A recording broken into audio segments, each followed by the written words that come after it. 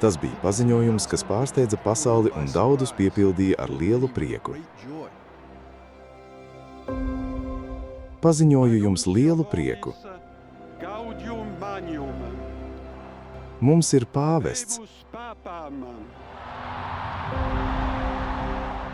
Kardināla Roberta Prevosta pazinējiem jaunā pāvesta ievēlēšana 2025. gada 8. maijā kļuva par neaizmirstamu brīdi. Mana sirds gandrīz izlieca no krūtīm. Tā sita ne tikai man, bet mums visiem, jo tas ir acīmredzami. Roberts, toreiz Prevosts, un tā mēs gribējām izliekt pa logu no tā milzīgā prieka. Lūdzu, lai Dievs viņam dod daudz enerģijas un spēka, lai attaisnotu Dieva tautas cerības. Svētā Pētera laukumā pulcējās tūkstošiem cilvēku, un jaunais, katoļu baznīcas pāvests, iznāca uz Svētā Pētera bazilikas loģijas sveikt pasauli.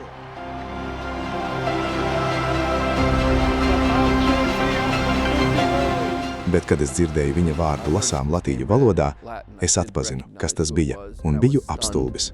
Tas bija kā divkāršs zibens spēriens, jo es nespēju īsti noticēt, ka par pāvestu pirmo reizi ir kļuvis amerikānis. Neviens to īsti negaidīja, un arī to, ka viņš bija Angelikiuma absolvents.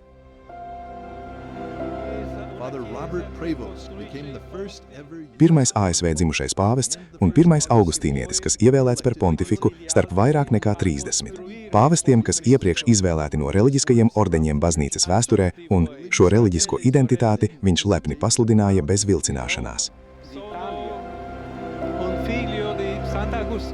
Esmu svētā Augustīna dēls, augustīnietis, kurš teica, ar jums esmu kristietis, un jūsu dēļ esmu bīskaps.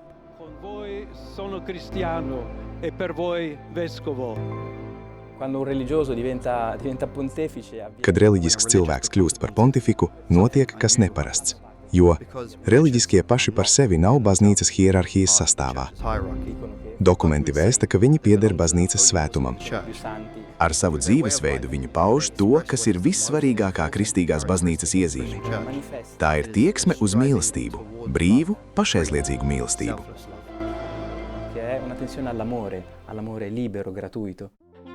Pāvests Leons baznīcai sniedz ne tikai daudzu gadu pieredzi kā misionārs Peru, augustīniešu ģenerālpriors un bijušais Romas kūrijas loceklis, bīskapu dikastērijas prefekts.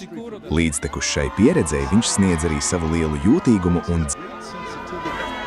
dziļas ticības garu, ko veidojas svētā Augustīna izcilība, kā arī ārkārtējas attiecības ar kungu un apkārtējiem.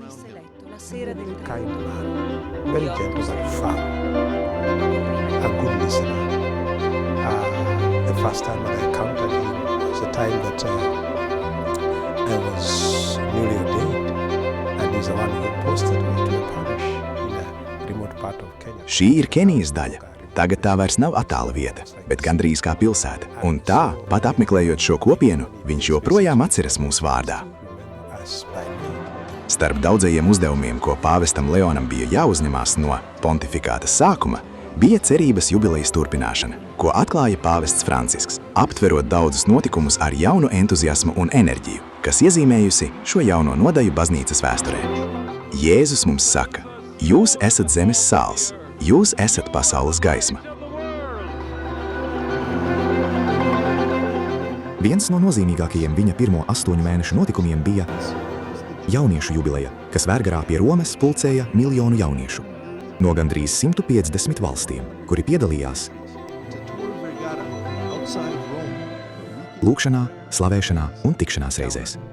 Daudzi priecājās, ka pāvests Leons pieņem tradīcijas un atjauno agrāko pāvestu ieradumus, piemēram, gandrīz 2 kilometru procesiju no svētā Jāņa Laterāna līdz svētās Marijas Maģoras bazilikai un atgriežoties Castel Gandolfo, pāvesta rezidencē ārpus Romas vasarā.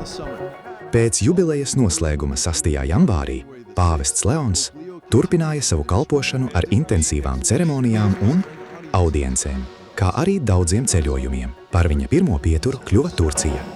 Tur viņš apmeklēja seno Nīkaju, kur atzīmēja pirmā ekumeniskā koncila un Nīkajas ticības apliecības formulēšanas 1700. gadiena.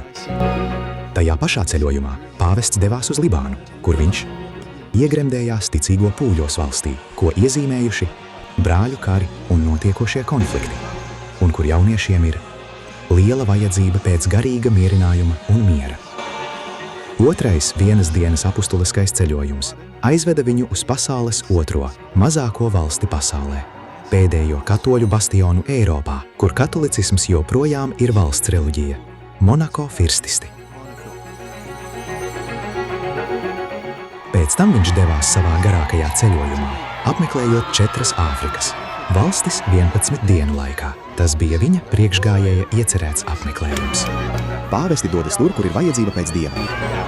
Tādā ziņā Leons 14. mantoja ceļojumus, kas bija plānoti jau kādu laiku, piemēram, uz Libānu, bet arī ceļojumu uz Āfriku, ko pāvests Francisks bija apsvēris jubilejai pat, tad, kad bija jau diezgan slims, un tā tas turpinās šajā virzienā. Kamerūna, Angola un Ekvatoriālā Gvineja.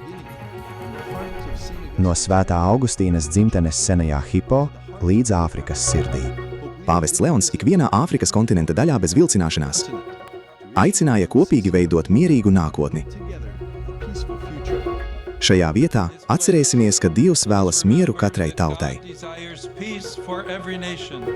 Kopš sākuma visi viņa ceļojumi, tikšanās un uzrunas ir atspoguļojuši iespējams svarīgāko vārdu viņa pontifikātā līdz šim – mieru.